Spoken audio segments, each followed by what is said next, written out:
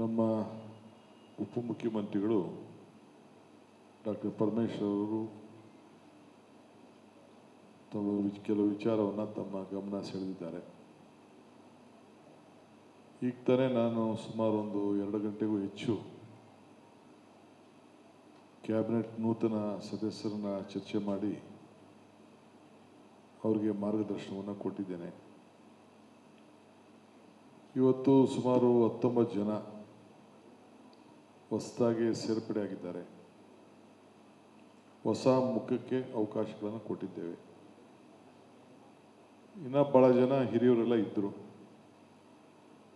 ಆದರೆ ನಾನು ಪರಮೇಶ್ವರರೆಲ್ಲ ಭಾಳ ಚಿಕ್ಕ ವಯಸ್ಸಿನಲ್ಲೇ ಫಸ್ಟ್ ಟೈಮೇ ನಾವು ಮೊದಲನೇ ಬಾರಿಗೇ ಶಾಸಕರಾದವರು ನಾವು ಮಂತ್ರಿ ಆದವರು ಇಲ್ಲಿದ್ದೀವಿ. ನಾವು ಕೆಲವು ಸಂದರ್ಭದಲ್ಲಿ ನಮ್ಮನ್ನ ಇಟ್ಕೊಂಡಿದ್ದಾರೆ, ಕೆಲವು ಸಂದರ್ಭದಲ್ಲಿ ಬಿಟ್ಟಿದ್ದಾರೆ. ಆದರೂ ನಡ್ಕೊಂಡು ಬಂದು ಇಲ್ಲಿವರೆಗೂ ನಾವಿಬ್ಬರು ಈ ಸ್ಥಾನದಲ್ಲಿ ಕೂತಿದ್ದೇವೆ.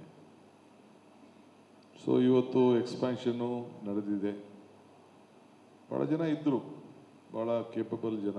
ನಮ್ಮ ನಂಬರು ತಮ್ಗೆ ಗೊತ್ತಿದೆ, 138 139 ನಮ್ಮ ನಂಬರು ಇತ್ತು. ಸುಧಾಕರ್ ಒಬ್ಬರು ನಮ್ಮ ಜೊತೆ ಇಲ್ಲ. ಸೊ ದೊಡ್ಡ ಪಕ್ಷ. ಸೊ ಭಾಳ ಆಸೆ ಆಕಾಂಕ್ಷೆಗಳು ಬೇಕಾದ ಜನಕ್ಕಿತ್ತು. ಎಲ್ಲರೂ ಎಲಿಜಿಬಲ್ಲೇ, ಯಾರು ಎಲಿಜಿಬಲ್ ಇಲ್ಲ ಅನ್ನೋರು ಯಾರೂ ಇಲ್ಲ. ಇಲ್ಲಿ 138 ಜನನೂ ಎಲಿಜಿಬಲ್ ಇದ್ದರು. ವಿಧಾನ ಪರಿಷತ್ ಸದಸ್ಯರು ಎಲಿಜಿಬಲ್ ಇದ್ದರು. ಸೊ ನಮ್ಮ ಪಾರ್ಟಿ ಒಂದು ತೀರ್ಮಾನ ಮಾಡಿ ಒಂದು ಡಿಸಿಷನ್ ಕೊಟ್ಟಿದ್ದಾರೆ. ಅದಕ್ಕೆ ನಾವೆಲ್ಲ ಬದ್ಧರಾಗಿದ್ದೇವೆ. ಹಿಂದೆ ಕೂಡ ನಾನು ಪರಮೇಶ್ವರ್ ಅವರು MLA ಆಗಿ ಬಂದಾಗ ವೀರೇಂದ್ರ ಪಾಟೀಲ್ ಮುಖ್ಯಮಂತ್ರಿಗಳು, ಬಂಗಾರಪ್ಪನವರು ಕ್ಯಾಬಿನೆಟ್ಲಿ ಇರಲಿಲ್ಲ, ಇವರು ಮಲ್ಲಿಕಾರ್ಜುನ್ ಖರ್ಗೆ ಅವರು ಕ್ಯಾಬಿನೆಟ್ ಇರಲಿಲ್ಲ, ಧರ್ಮಸಿಂಗ್ ಇರಲಿಲ್ಲ, ಲಕ್ಕಪ್ಪನವ್ರು ಇರಲಿಲ್ಲ. ಇಂಥವೆಲ್ಲ ಬೇಕಾದಷ್ಟು ಜನ ಸೀನಿಯರ್ಸ್ ಎಲ್ಲ ಕೂಡ ಇರಲಿಲ್ಲ. ಅದಾದಮೇಲೆ ಕೃಷ್ಣ ಅವ್ರ ಕಾಲದಲ್ಲೂ ಅಜಿತ್ ಸೇಠ್ ಅಂತವರು ಕ್ಯಾಬಿನೆಟಲ್ಲಿ ಇರೋಕ್ಕಾಗಿರಲಿಲ್ಲ. ಅವ್ರು ಭಾಳ ಆತ್ಮೀಯರಿದ್ರು ಕೂಡ ಆಗಕ್ಕಾಗಿರಲಿಲ್ಲ. ಆಗ ಕೂಡ ನೋಡಿದ್ದೇವೆ. ಅದಾದಮೇಲೆ ಧರ್ಮಸಿಂಗ್ ಕಾಲದಲ್ಲಿ ನನ್ನ ಪರಮೇಶ್ವರನ್ನೇ ದೂರ ಇಟ್ಟಿದ್ರು ಕಾರಣಾಂತರದಿಂದ. ಸಿದ್ದರಾಮಯ್ಯವ್ರ ಕಾಲದಲ್ಲೂ ನಾವಿಬ್ಬರು ಇವರು ಅಧ್ಯಕ್ಷರಾಗಿ ಅಧಿಕಾರ ಬಂದರು. ಇವರು 3 ವರ್ಷ ಆದಮೇಲೆ ಹೊರಗಡೆ ಬರಬೇಕಾದ ಪರಿಸ್ಥಿತಿ ಬಂತು. ನನ್ನ ಕೂಡ ಕೆಲವು ದಿನ ಹೊರಗಡೆ ಇಟ್ಟಿದ್ರು. ನಾವು ಭಾಳ ತಾಳ್ಮೆಯಿಂದ ಇದ್ದು. ನಮ್ಮಿಬ್ಬರ ತಾಳ್ಮೆ ಇವತ್ತು ನನ್ನ ಮುಖ್ಯಮಂತ್ರಿ ಮಾಡಿದೆ ಪಕ್ಷ, ಇವ್ರನ್ನ ಉಪಮುಖ್ಯಮಂತ್ರಿ ಮಾಡಿದೆ. ಸೊ ಹಂಗೆ ಇವತ್ತು ನೀವು ಏನೇನು ಪ್ರಶ್ನೆ ಕೇಳ್ತೀರಂದೆಲ್ಲ ನನಗೆ ಅರಿವಿದೆ. ಏನೇನು ಪಾಯಿಂಟ್ ಹಾಕ್ತೀರಿ, ತುಮಕೂರು ಮೀಟಿಂಗು, ಅಲ್ಲಿ meeting, Kolar meeting, Chikkaballapur meeting, Shivamogga meeting, Raichur meeting, Ballari meeting ಎಲ್ಲ ಹೇಳ್ತೀರಿ ನೀವೆಲ್ಲ. ಬಿಜಾಪುರ ಮೀಟಿಂಗ್ ಎಲ್ಲ ಕೆಲವು ಪ್ರಶ್ನೆಗಳು ಅವ್ರು ಹೆಂಗೆ ಹೇಳಿದ್ರು ಹಿಂಗೆ ಹೇಳಿದ್ರು ಅಂತ ಎಲ್ಲ ಹೇಳ್ತೀರಿ. ಈ ನಡ್ಕೊಂಡು ಬಂದಂಥ ಪದ್ಧತಿ ಇದೆಯಲ್ಲ, ಇದು ಏನು ಮಾಡ್ತೀರಿ? 33 ಸ್ಥಾನ ಮೊದಲಾದರೆ ಬೇಕಾದಷ್ಟು ಎಷ್ಟು ಜನ ಬೇಕಾದ್ರೂ ತಗೊಳ್ಳೋಂಥ ಅವಕಾಶ ಕೃಷ್ಣ ಅವ್ರ ಕಾಲಕ್ಕೆ ಮುಗಿದೋಯ್ತು. ಈಗ 15%ಗೆ ಲಿಮಿಟೇಷನ್ ಮಾಡಿದೆ. ಕಂಪಲ್ಸರಿ ಅಪ್ಪರ್ ಹೌಸಲ್ಲಿ ಒಬ್ಬರು ಇರಲೇಬೇಕಾಗಿದೆ. ಸೊ ಈ ಪದ್ಧತಿ ಇದೆ. ಆಮೇಲೆ ನಿಮಗೆ ಈಗ ಹೆಣ್ಮಕ್ಳಿಲ್ಲ ಅಂತ ಒಂದು ಪ್ರಶ್ನೆ ಹಾಕ್ತೀರಿ, ಅದಾಗ್ತದೆ, ಫಿಲ್ ಮಾಡ್ತೀವಿ, ತಲೆ ಕೆಡಿಸ್ಕೊಳಕ್ಕೆ ಹೋಗ್ಬಿಡಿ. ಹೆಣ್ಮಕ್ಳು ಇರಲೇಬೇಕು. ನಮ್ಮ ಪಕ್ಷದಲ್ಲಿ ಒಂದು ಸಿದ್ಧಾಂತ ಇದೆ. ಮೊದಲು ಒಬ್ಬಳು ಹೆಣ್ಮಗಳು ಇದ್ದು, ಈಗ ಡೆಪ್ಯೂಟಿ ಸ್ಪೀಕರ್ ಕೊಟ್ಟಿದ್ದೀವಿ. ಮಂತ್ರಿಗೂ ಮಂಡಲಕ್ಕೂ ನಮ್ಮ ಪಕ್ಷ ಅದಕ್ಕೆ ನನಗೆ ಮಾರ್ಗದರ್ಶನವನ್ನು ಕೊಡ್ತದೆ.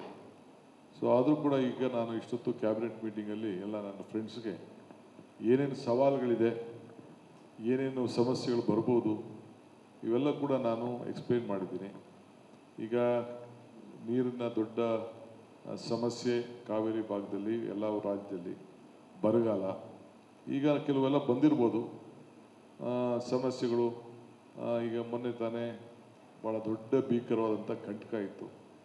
ದೇವ್ರ ಕೃಪಾ, ನಿಮ್ಮೆಲ್ಲರ ಆಶೀರ್ವಾದ. ಇವತ್ತು ಡ್ಯಾಮ್ನಲ್ಲಿ ಇವತ್ತು ನಾವು 3,500 ಬಿಡು ಅಂತ ಹೇಳಿದ್ರೆ ಇವತ್ತು 30,000 ಬಿಡ್ತಾಯಿದ್ದೀವಿ. ನಾವು ಅಲ್ಲೇ ರಿಲೀಸ್ ಮಾಡ್ತಾಯಿದ್ದೀವಿ. 30,000 ಅಷ್ಟು ನೀರು ಹೋಗ್ತಾ ಇದೆ. ಆದರೆ ಇನ್ನೂ KRS ತುಂಬಿಲ್ಲ, ಹೇಮಾವತಿನೂ ತುಂಬಿಲ್ಲ. ಸೊ ಬೇರೆ ಎಲ್ಲ ಸ್ವಲ್ಪ ಇನ್ಫ್ಲೋ ಸ್ವಲ್ಪ ಸರಿಯಾಗಿ ಆಗ್ತಾಯಿದೆ. ಮಧ್ಯ ಸ್ವಲ್ಪ ತಿರ್ಗಾ ಕಡಿಮೆನೂ ಆಗಿತ್ತು. ಅದೇ ರೀತಿ ಮಲೆನಾಡಲ್ಲೂ ಮಳೆ ಬರ್ತಾ ಇದೆ ಸ್ವಲ್ಪ. ಇನ್ನು ತುಂಗಭದ್ರಾಗೆ ನೀರು ಸಾಕಷ್ಟಿಲ್ಲ. ಇನ್ನು ಬರೀ ಇದು ಆಲ್ಮಟ್ಟಿಗೆ ಮಾತ್ರ ಸ್ವಲ್ಪ ನೀರು ಬರ್ತಾಯಿದೆ. ಇದನ್ನೆಲ್ಲ ಇನ್ನು ಬರಗಾಲ ಇದೆ. ಕೆಲವು ಭಾಗದಲ್ಲಿ ಜಾಸ್ತಿ ಮಳೆನೂ ಬೀಳ್ತಾ ಇದೆ, ಅನಾಹುತಗಳು ಆಗಿದೆ. ಶಿವಮೊಗ್ಗದಲ್ಲಿ, ತೀರ್ಥಹಳ್ಳಿಲೆಲ್ಲ ಅನಾಹುತ ಆಗಿದೆ, ಬೇರೆ ಕಡೆಲ್ಲ ಆಗಿದೆ. ಅದಕ್ಕೆಲ್ಲ ನಾನು ಏನೇನು ಪರಿಹಾರ ಕೊಡಬೇಕು ಅದಕ್ಕೆಲ್ಲ ನಾನು ರಿಪೋರ್ಟ್ ತರಿಸ್ಕೊಂಡು ಮುಂದಕ್ಕೆ ನಾನು ಅನೌನ್ಸ್ಮೆಂಟ್ ಮಾಡ್ತೀನಿ. ನಾನೇ ಮಾಡ್ಬೋದಾಯಿತು, ನನಗೆ ಗೊತ್ತಿತ್ತು ಈ ಕ್ಯಾಬಿನೆಟ್ಟು ಎಕ್ಸ್ಪ್ಯಾನ್ಷನ್ ಆಗ್ತದೆ ಅನ್ನೋದು. ಸೊ ಅವ್ರ ಕೈಯಲ್ಲಿ ಲೋಕಲಲ್ಲಿ ಅನೌನ್ಸ್ಮೆಂಟ್ ಮಾಡೋಂಥ ಕೆಲಸ ನಾನು ಮಾಡಿಸ್ತೀನಿ, ಏನೇನು ಪರಿಹಾರ ಕೊಡಬೇಕು ಅಂತ. ಈಗ ಇಷ್ಟೊತ್ತು 2 ಗಂಟೆ ಎಲ್ಲ ಮಿನಿಸ್ಟರ್ಸ್ ಕೂಡ ನಾನು ಹೇಳಿದ್ದೇನೆ, ನಾಳೆ ಒಂದು ದಿನ ಮಾತ್ರ ನಿಮಗೆ ಅವಕಾಶ. ನಾಳಿದ್ದಿಂದನೇ ನಿಮ್ಮ ಜಿಲ್ಲೆ ಏನೇನು ಜವಾಬ್ದಾರಿ ವಹಿಸ್ತೀನಿ. ನಾನು ಈಗ ಡಿಸ್ಟ್ರಿಕ್ಟ್ ಮಿನಿಸ್ಟರ್ ಅಂತ ಈಗ ಅನೌನ್ಸ್ಮೆಂಟ್ ಮಾಡಿಲ್ಲ, ಬಟ್ ಕೆಲವರಿಗೆ ಆ ಜಿಲ್ಲೆಗಳಿಗೆ ಜವಾಬ್ದಾರಿಯನ್ನು ವಹಿಸಿದ್ದೇನೆ. ಅಲ್ಲಿ ಹೋಗಿ ಇಲ್ಲ ಅತಿವೃಷ್ಟಿ ಆಗಿರ್ಬೋದು, ಬರಗಾಲ ಇರ್ಬೋದು, ಇಲ್ಲ ನೀರು ಜಾಸ್ತಿ ಇರ್ಬೋದು, ಕಡಿಮೆ ಇರ್ಬೋದು, ಇದಕ್ಕೆಲ್ಲ ಕೂಡ ನೀವೆಲ್ಲ ಹೋಗಿ ಫೀಲ್ಡ್ ವಿಸಿಟ್ ಮಾಡಬೇಕು ಅಂತೇಳಿ ಕಂಪಲ್ಸರಿ ನೀವು ಟೂರ್ ಮಾಡಿಕೊಂಡು ನಿಮ್ಮ ಜಿಲ್ಲೆಗಳನ್ನ ಟೂರ್ ಮಾಡಿಕೊಂಡು ಬಂದು ನಮ್ಮ ರೆವಿನ್ಯೂ ಮಿನಿಸ್ಟ್ರಿಗೆ ರಿಪೋರ್ಟ್ ಕೊಡಬೇಕು ಅಂತ ಹೇಳಿದ್ದೇವೆ. ಈಗಾಗಲೇ ಅಪೋಸಿಷನ್ ಪಾರ್ಟಿಯವರು ಹೀಗೆ ಬರಗಾಲ ಅನೌನ್ಸ್ಮೆಂಟ್ ಮಾಡಿ ನಾವು ಅಸೆಂಬ್ಲಿ ನಡೆಸೋಕ್ಕೆ ಬಿಡಲ್ಲ ಅಂತ ಪಾಪ ಹೇಳ್ತಾ ಇದ್ದಾರೆ. ಅವರೆಲ್ಲ ಅನುಭವಿಸ್ತಾರೆ, ಅವರೆಲ್ಲ ರೆವಿನ್ಯೂ ಮಿನಿಸ್ಟ್ರೆಲ್ಲ ಆ ಕೆಲಸ ಮಾಡ್ತಾಯಿದ್ದಾರೆ. ಅದಕ್ಕೆಲ್ಲ ಟೈಮ್ ಬಂದಾಗ ಅದಕ್ಕೆ ಉತ್ತರ ಕೊಡೋಣ.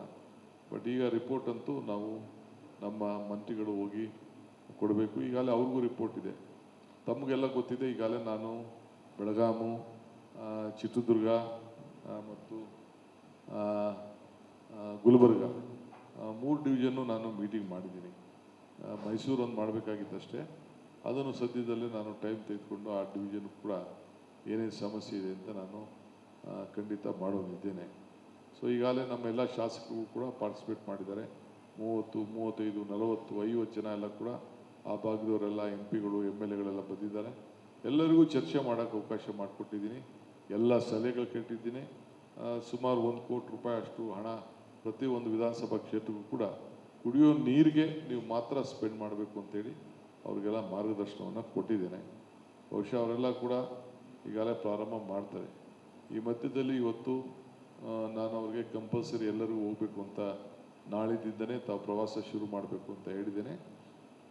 ಡಿಸ್ಟ್ರಿಕ್ಟ್ ಆಫೀಸರ್ಸ್ಗೂ ಕೂಡ ಇನ್ಸ್ಟ್ರಕ್ಷನ್ ಕೊಡ್ತೀನಿ, ಫೀಲ್ಡ್ ವಿಸಿಟ್ ಮಾಡಬೇಕು. ಅದಾದಮೇಲೆ ಒಂದು ರಿಪೋರ್ಟನ್ನು ತಂದು ಕೊಟ್ಟು ಆಮೇಲೆ ಏನು ಸರ್ಕಾರ ತೀರ್ಮಾನ ಮಾಡಬೇಕು ಆ ತೀರ್ಮಾನವನ್ನು ಮಾಡ್ತೇವೆ. ಆಮೇಲೆ ಎಲ್ಲರೂ ಕೂಡ ಈ ರಿವ್ಯೂ ಮಾಡಬೇಕು, ಡ್ರಾಫ್ಟ್ ಸಿಚುವೇಷನ್ನ ಏನೇ ಸಮಸ್ಯೆ ಇದ್ದರೂ ಕೂಡ ಅಲ್ಲಿ ಚರ್ಚೆ ಮಾಡಬೇಕು, ಎಲ್ಲರೂ ಕರ್ಕೊಂಡು ಹೋಗಬೇಕು ಅಂತ ಹೇಳಿದ್ದೇನೆ. ನೀವು ಬರೀ ಕಾಂಗ್ರೆಸ್ ಅವ್ರು ಕರ್ಕೊಂಡು ಹೋಗೋದು ಅನ್ನೋದಿಲ್ಲ, ಜನಪ್ರತಿನಿಧಿಗಳು ಯಾರೇ ಆಯ್ಕೆಯಾಗಿದ್ದಾರೆ ಅವರೆಲ್ಲರೂ ಕೂಡ ನೀವು ತಿಳಿಸಿ ನೀವು ಹೋಗಬೇಕು, ಇದು ಸರ್ಕಾರ ಇದು ಅನ್ನೋದು ಕೂಡ ಅವ್ರಿಗೆಲ್ಲ ಮಾರ್ಗದರ್ಶನವನ್ನು ಕೊಟ್ಟಿದ್ದೇನೆ. ಬಹುಶಃ ಎಲ್ಲರೂ ಕೂಡ ಅವರ ಸಂದರ್ಭದಲ್ಲಿ ಹೋಗ್ತಾರೆ. ಸೊ ಮಂತ್ರಿಗಳ ಈಗಾಗಲೇ ನಾವು ಇನ್ನು ಮುಂದಕ್ಕೂ ಕೂಡ ಇವತ್ತು ನಮಗೆ ನಾಡಿನ ಜನತೆ ಸೇವೆ ಭಾಳ ಮುಖ್ಯ. ಈ ದಿಟ್ಟಲ್ಲಿ ನಾವೆಲ್ಲ ನಮ್ಮ ಕೆಲಸವನ್ನು ಅವ್ರಿಗೆ ಹೇಳ್ತೇನೆ. ಏಕೆಂದರೆ ನಮ್ಮ ಈಗ ಮುಂದಕ್ಕೂ ಕೂಡ ನಮ್ಮ ಸೆಂಟ್ರಲ್ ಲೀಡರ್ಸು ಬಂದು ಅವ್ರನ್ನೆಲ್ಲ ಸಪ್ರೇಟಾಗಿ ಅವ್ರಿಗೇನೇನು ಮಾರ್ಗದರ್ಶನ ಕೊಡಬೇಕು, ಏನು ರೀತಿ ಅಂತೇಳಿ ಅದನ್ನು ಮಾಡ್ತಾರೆ. ಸೊ ದಯವಿಟ್ಟು ಇದಕ್ಕೆ ತಾವು ಕೂಡ ಮಾಧ್ಯಮದವರು ಇದನ್ನು ಗಮನಿಸ್ತಾ ಇರ್ತೀರಿ. ಒಂದು ತಮಗೆ ಮುಖ್ಯವಾಗಿ ನಾನು ಹೇಳ್ತಕ್ಕಿಂತ ಮುಖ್ಯವಾಗಿ ರಾಜಕೀಯದ ಪ್ರಶ್ನೆ ನಿಮಗೆ ಮುಖ್ಯ. ನನ್ನ ಫ್ರೆಂಡ್ಸ್ಗೆ ರಿಕ್ವೆಸ್ಟ್ ಮಾಡ್ಕೊಳ್ತೀನಿ, ಎಲ್ಲರೂ ಕೂಡ ಆಸೆ ಎಲ್ಲರಿಗೂ ಇರ್ತದೆ, ಸ್ವಲ್ಪ ತಾಳ್ಮೆಯಿಂದ ಇದ್ದರೆ ಎಲ್ಲರೂ ಒಂದೊಂದು ಕಡೆ ಜಿಲ್ಲೆಯಲ್ಲಿ ಸಾಧನೆ ಮಾಡೋಕ್ಕೆ ಅಡ್ಜಸ್ಟ್ಮೆಂಟ್ ಮಾಡೋಕ್ಕಾಗ್ತದೋ ಖಂಡಿತ ನಾವು ಎಲ್ಲರಿಗೂ ಕೂಡ ಅಕಾಮಡೇಟ್ ಮಾಡೋಂಥ ಕೆಲಸ ಮಾಡ್ತೇನೆ ಅನ್ನೋದು ಕೂಡ ಹೇಳ್ತೀನಿ. ಇನ್ನು ಕೆಲವ್ರಿಗೆಲ್ಲ ನೇರವಾಗಿ ಪರಮೇಶ್ವರ್ ಕೆಲವ್ರ ಹತ್ರ ಮಾತಾಡ್ತಾರೆ, ನಾನು ಕೆಲವ್ರ ಹತ್ರ ಮಾತಾಡ್ತೀನಿ, ಎಲ್ಲರಿಗೂ ಕೆಲವ್ರಲ್ಲ ಸಂಪರ್ಕದಲ್ಲಿ ಇಟ್ಕೊಂಡು ಎಲ್ಲರಿಗೂ ಕೂಡ I believe in every one should be care. ಇವತ್ತು ನಾವೆಲ್ಲರೂ ಕೂಡ ಗೌರವ ಕೊಡಲೇಬೇಕಾಗ್ತದೆ, ಆ ಕೆಲಸ ಕೂಡ ಮಾಡ್ತೀವಿ. ಇಷ್ಟನ್ನು ಇವತ್ತು ಫಸ್ಟು ಕ್ಯಾಬಿನೆಟ್ನಲ್ಲಿ ಮೇಯ್ನ್ ಬರದ ವಿಚಾರ. ಆಮೇಲೆ ಕಾವೇರಿ ವಿಚಾರದಲ್ಲಿ ಈಗಾಗಲೇ ಅವರು ಸುಪ್ರೀಂ ಕೋರ್ಟ್ಗೆ ಹಾಕಿದ್ದಾರೆ. ನನ್ನ ಲೀಗಲ್ ಟೀಮ್ಗೆ ಕೇಳ್ತೀನಿ. ಈಗಾಗಲೇ ನಾವು ಮಳೆ ಬಂದಿದೆ, ನೀರು ಬಿಟ್ಟಿದ್ದೀವಿ, ಇವಾಗ ಕಂಪಲ್ ಟು ಇಟ್. ಬಟ್ ಅದಕ್ಕೇನು ಲೀಗಲ್ ಅವ್ರು ನಮ್ಮವ್ರು ಏನು ನಮ್ಗೆ ಅಡ್ವೈಸ್ ಮಾಡ್ತಾರೋ ಅದಕ್ಕೆ ಯಾವ ರೀತಿ ಉತ್ತರ ಕೊಡಬೇಕೋ ಕೊಡುವಂಥ ಕೆಲಸವನ್ನು ಮಾಡ್ತೀನಿ. If anything is there I am ready to accept your.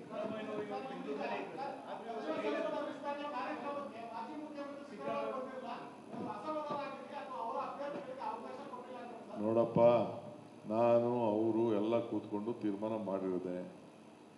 ಅವರ ಬರ್ತ್ಡೇ ಇವತ್ತು, ಹುಟ್ಟುದ ಹಬ್ಬ, ಗೆಸ್ಟ್ಗಳು ವಿಪರೀತ ಇದ್ರು ಅವ್ರಿಗೆ, ಅರ್ಥ ಆಯ್ತಾ? ಅವರ ಜನ್ಮದಿನ, ನಾನು ಅವ್ರಿಗೆ ಶುಭ ಹಾರೈಸಿದ್ನಿ, ಆಯಿತಾ?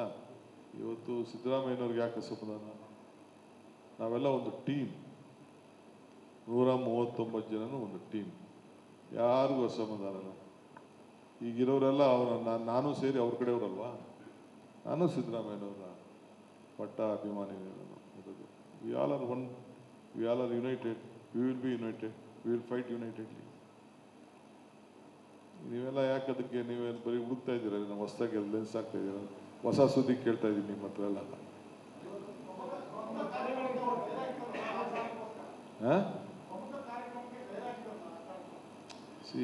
ಪಾಪ ಅವರು ಭಾಳ ಜನ ಗೆಸ್ಟ್ಗಳು ಮತ್ತೊಂದು ಕೆಲವ್ರಿಗೆಲ್ಲ ಹೇಳ್ತಾ ಇರ್ತಾರೆ, ಸಿಗದೆ ಹೋದವ್ರಿಗೆ ಸಮಾಧಾನ ಹೇಳ್ತಾ ಇರ್ತಾರೆ. ಅವ್ರೂ ತಡೀರಪ್ಪ, ಆಯಿತು, ಟೈಮ್ ಆಯಿತು, 2 ವರ್ಷ 3 ವರ್ಷ ಮಾಡಿದ್ದೀರಿ, ಬೇರೆಯವ್ರು ಅಂತ ಅಂದ್ಬಿಟ್ಟು ಈ is doing hour party work. ಖಂಡಿತ ಮಾತಾಡಿದ್ದೀವಿ, 5 ಸತಿ ಮಾತಾಡಿದ್ದೀನಿ ನಾನು.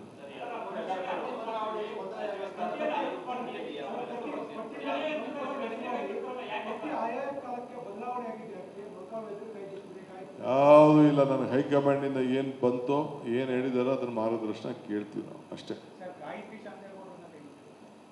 ಅದು ಕೆಲವು ಟೆಕ್ನಿಕಲ್ ಇಶ್ಯೂಸ್ ಇದೆ ನಮ್ಮ ಪಾರ್ಟಿಲಿ, ಕೆಲವು ಟೆಕ್ನಿಕಲ್ ಇಶ್ಯೂಸ್ ಇದೆ. ಇನ್ನು ಈಗ ತಾನೇ ಸ್ವೇರಿಂಗ್ ಬೇರೆ ಮಾಡೋದಿದೆ, ಇನ್ನು ನಮ್ಮ ಪಾರ್ಟಿಲಿ ಕೆಲವು ಲೆಕ್ಕಾಚಾರ ಇರ್ತದೆ, ಅದನ್ನು ನಾವು ತೀರ್ಮಾನ ಮಾಡ್ತೀವಿ. ಅದನ್ನು ನಾವು ಬೇಕಾದಷ್ಟು ನಿಮಗೆ ಲಿಸ್ಟ್ ಈಚೆ ಬಂದಿರ್ಬೋದು, ಎಲ್ಲ ಫ್ಯಾಕ್ಸ್ ಮೇಲೆ ಯಾವುದೋ ಹೆಸರುಗಳೆಲ್ಲ ಬಂದಿರ್ಬೋದು. ಅದೆಲ್ಲ ಅಧಿಕೃತ ಅಲ್ಲ. ನಾನು ಏನು ಸೈನ್ ಮಾಡಿ ಗವರ್ನರ್ ಕೊಟ್ಟಿರ್ತೀನಿ, ದಟ್ ಈಸ್ ಓನ್ಲಿ ಫೈನಲ್. ನನಗೇನು ನಮ್ಮ ಪಾರ್ಟಿ ಹೈಕಮಾಂಡ್ ಅವರು ನನಗೆ ತಿಳಿಸಿರ್ತಾರೆ, ದಟ್ ಈಸ್ ಫೈನಲ್.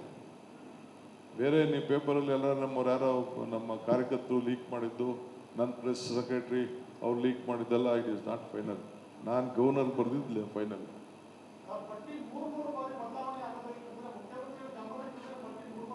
ಎಲ್ಲೂ ಆಗಿಲ್ಲ, ನಿಮ್ಗೆ ಕಾಣ್ತಾ ಇದೆ ಅಷ್ಟೇ. ಈಗ ಎಷ್ಟು ಹೆಸರು ಬೇಕಾದ್ರೂ ಚೇಂಜ್ ಮಾಡ್ಬೋದು. ನೀವು ಎಷ್ಟು ಮಖಗಳು ತೋರಿಸಿದ್ರಿ 20 ದಿನದಿಂದ?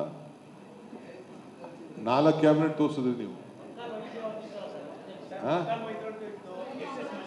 4 ಕ್ಯಾಬಿನೆಟ್ ತೋರಿಸಿದ್ರಿ.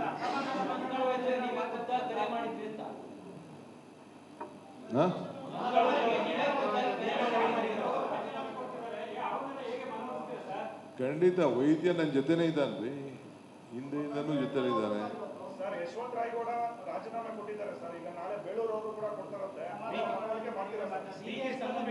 ಇಲ್ಲಿ ನೋವಾಗಿರ್ತದೆ, ಈಗ ನನ್ನ ನೋವಾಗಿರ್ಲಿಲ್ವಾ?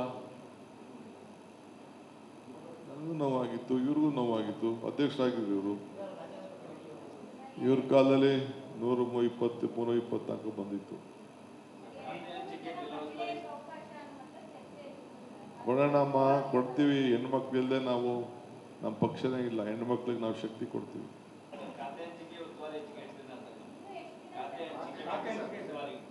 ಫಸ್ಟು ಎಲ್ಲರಿಗೂ ಹೇಳಿದ್ದೀನಿ, ಇಲ್ಲಿ ಯಾರು ಕಾಯ್ಕೊಂಡು ಕೂತ್ಕೊಳಕ್ ಹೋಗ್ಬೇಡಿ. ಆಫೀಸು, ಮನೆ, ವಾರ, ತುರ ಎಲ್ಲ ಇಲ್ಲಿ ಬಿಟ್ಬಿಟ್ಟು ನಾಳೆ ಒಂದೇ ದಿನ ನೀವು ಕ್ಷೇತ್ರಕ್ಕೆ ಹೋಗ್ಬೇಕು ಅಂತ, ಜಿಲ್ಲೆಗೆ ಹೋಗ್ಬೇಕು ಅಂತ ಹೇಳಿದ್ದೀನಿ.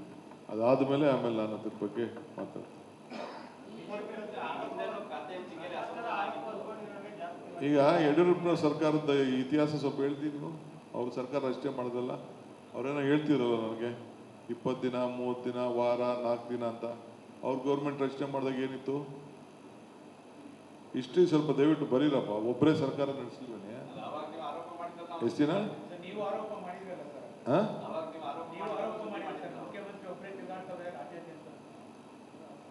ಅದನ್ನು ನೀವು ಬರೀರಿ ಅಂತ ನಿಮ್ಗೆ ರಿಕ್ವೆಸ್ಟ್ ಮಾಡ್ತೀನಿ.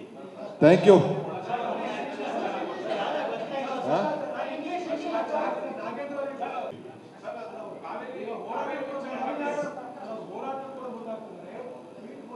ಈಗ ಆಯ್ತಪ್ಪ, ನನ್ನ ಮೇಲೂ case ಹಾಕವ್ರಯ್ಯ,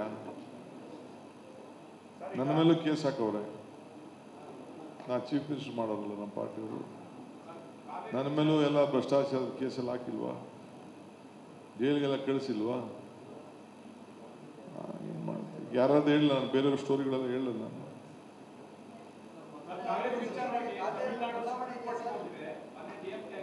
I am appealing, see, on the issue of Kaveri issue. I know that Tamil Nadu has gone to the court. That is what I have got the information. It is their right. I don't want to question their right. But we have respected the law of this country. We have respected. I did not take a decision because I had to take all party into confidence. I took the all party into confidence. All my leaders, including the BJP, Janata Dal, they have cooperated. Entire Karnataka stands united. They have supported the cause. In future also, they will stand with us. I am very proud of them. I salute all my leaders, all the party senior leaders, all the former chief ministers, all the union ministers supported. Though Mr. Prahlad Joshi that day could not participate, but he took a delegation to the central union minister. He met them, he requested, but still the rain gods also helped us. We are complying with the orders given by the management authority. We are fully with the system of law. We will respect them. Once in 15 days, again the meeting is going to be conducted. They will also know the position. We will answer to them. We will respect them. They are also our farmers. We want to protect our state also. We wanted to see that we respect the sentiments of the courts also. That is why I briefly in English.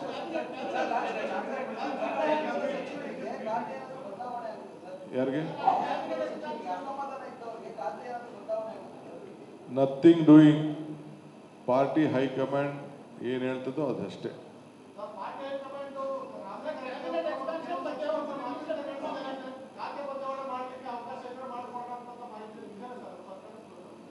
ನಾನು ಮಾತಾಡಿದ್ದೀನಿ ಬಿಡಪ್ಪ, ನನಗೂ ರಾಮಲಿಂಗಾರೆಡ್ಡಿಗೆ ಹೋಗ್ಬಿಟ್ಟಂತ ವಿಚಾರ. ನಾವಿಬ್ಬರು 40 ವರ್ಷದ friends, ನಾನು ಪರಮೇಶ್ವರ್ ರಾಮಲಿಂಗಾರೆಡ್ಡಿ ಎಲ್ಲ.